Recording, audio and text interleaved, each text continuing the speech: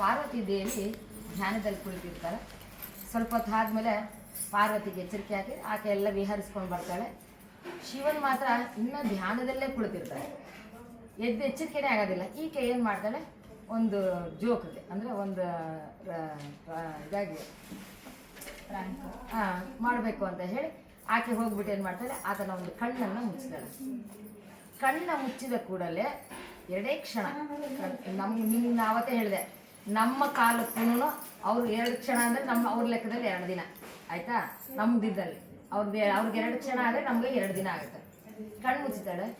ಕಣ್ಣು ಮುಚ್ಚಿದ ಕೂಡಲೇ 2 ಕ್ಷಣದಲ್ಲಿ ಇಡೀ ಬ್ರಹ್ಮಾಂಡಗಳು ಎಷ್ಟಿದೆಯೋ ಅಷ್ಟು ಕೂಡ ಅಂಧಕಾರದಲ್ಲಿ ಹೊರಟೋಗ್ಬಿಡುತ್ತೆ. ಈ ಅಂಧಕಾರ ಹೋಗಿದ ತಕ್ಷಣವೇ ಏನಾಗುತ್ತೆ, ರಾತ್ರಿಯ ದೈತ್ಯರು ಎದ್ದು ನಿಂತ್ಕೊತಾರೆ. ಅವ್ರು ತುಂಬ ಶಕ್ತಿ ಬಂದ್ಬಿಡುತ್ತೆ, ಅಧರ್ಮ ಜಾಸ್ತಿ ಆಗಿಬಿಡುತ್ತೆ. ಕೂಡಲೇ ಅದನ್ನು ಎಚ್ಚೆತ್ತುಕೊಂಡಂತಹ ಶಿವನು ತನ್ನ 3ನೇ ಕಣ್ಣು ತೆಗೆದುಬಿಡ್ತಾನೆ. ಅಂದರೆ ಕೋಪ ಬಂದ್ಬಿಡ್ತಾ ಅಪ್ಪನಿಗೆ, ನನ್ನ ಕಣ್ಣನ್ನು ಮುಚ್ಚಿದ ಸ್ವಾಮಿಯ ಕಣ್ಣನ್ನು ಮುಚ್ಚಿದ್ರೆ ಬ್ರಹ್ಮಾಂಡ ಕತ್ಲಾಗೆ ಆಗುತ್ತಲ್ವಾ. ಕತ್ಲಾದ್ಮೇಲೆ ಏನಾಗುತ್ತೆ, ಸೂರ್ಯ ಇರೋದಿಲ್ಲ. ಸೂರ್ಯ ಇಲ್ಲ ಅಂತಂದರೆ ಸಂಧ್ಯಾವಂದನೆಗಳಿಲ್ಲ.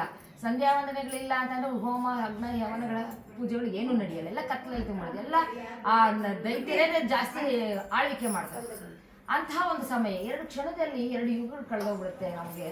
ಅಂತಹ ಕ್ಷಮದಲ್ಲಿ ಏನಾಗುತ್ತೆ, ಎಲ್ಲ ಕೂಡ ರಾಕ್ಷಸರ ಆಳ್ವಿಕೆ ಶುರು ಮಾಡ್ತಾರೆ.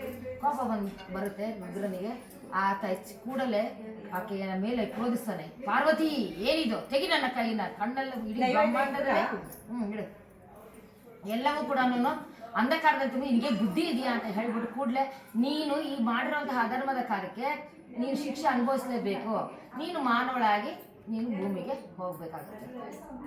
ಆಕೆ ಕೇಳ್ತಾಳೆ, ಏನು ಸ್ವಾಮಿ, ಇಷ್ಟು ಚಿಕ್ಕ ತಪ್ಪಿಗೆ ನಾನೇನಾದ್ರೂ ತಪ್ಪು ಮಾಡಿದೆ, ಏನೋ ನಾನು ಒಂದು ಪ್ರೀತಿಯಿಂದ ನಾನು ಆ ಥರ ಇದು ಮಾಡಿದೆ ಅಂದರೆ, ನೋಡಿ, ಪ್ರತಿಯೊಂದು ಭಗವಂತನ ಲೀಲೆಗಳು ಅದ್ರ ಹಿಂದೆ ಒಂದು ಆಗಬೇಕಾಗಿರೋದೊಂದು ಮಹತ್ ಕಾರ್ಯ ಇರುತ್ತೆ.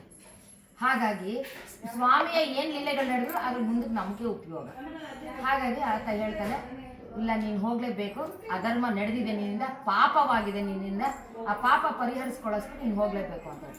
ಸ್ವಾಮಿ, ನಾನು ಎಲ್ಲಿಗೆ ಹೋಗಬೇಕು ಅಂತ ಹೇಳ್ತಾರೆ. ಆಗ